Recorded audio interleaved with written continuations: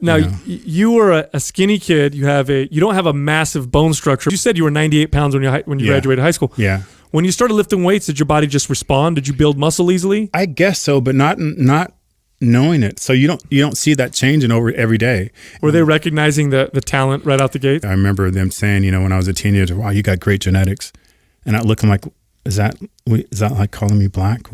Almost like taking away from your work ethic. Yeah. Saying something derogatory again. And in the 90s, it was an interesting era because you had, on the one hand, you had the very aesthetic type of bodybuilders like you. I could place Sean Ray in that category. And then you had the mass monsters. It was really the birth of the massive. Yeah. There was that era when Dorian Yates took.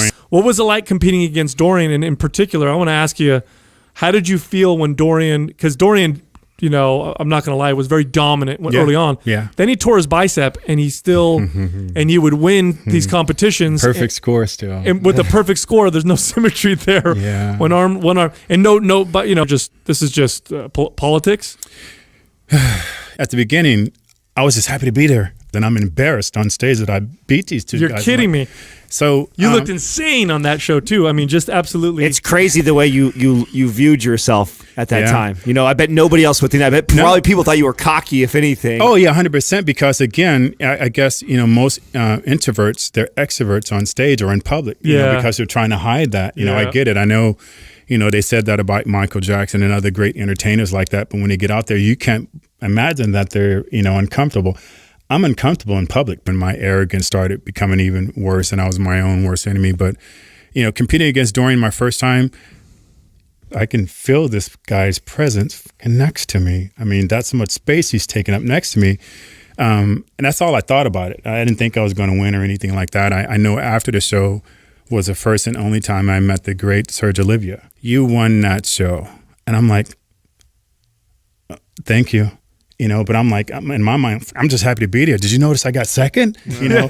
But now I see what he's saying because of the matchup and the way the sport was at his time, which should have happened. I can get that now.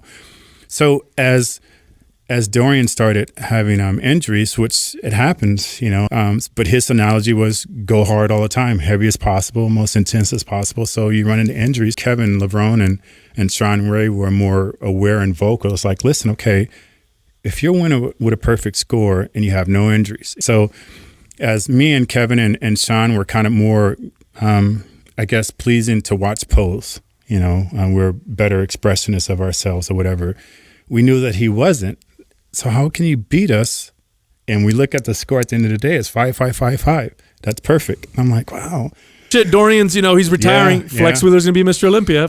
Out of nowhere, because Ronnie, I think before that was like 10th or something like that. Yeah, like he was seventh place. Yeah. It's the first talking about it on your show, but I got to be honest, we knew what was going to happen. I mean, the year before that, me and Ronnie have always been super close. I'm tired of getting my ass whooped. What you doing? Because Ronnie was always natural. That's one thing a lot of people didn't know. Ronnie turned pro and competed as a pro naturally for a long time. You know what? I used to read that, and that was so hard to believe. That's fucking true. So same thing with Kai Green. I know Kai Green very well. He was natural for a long time, competing until, whatever. And then, I beat him in that show. And then the following year, I watched his physique change.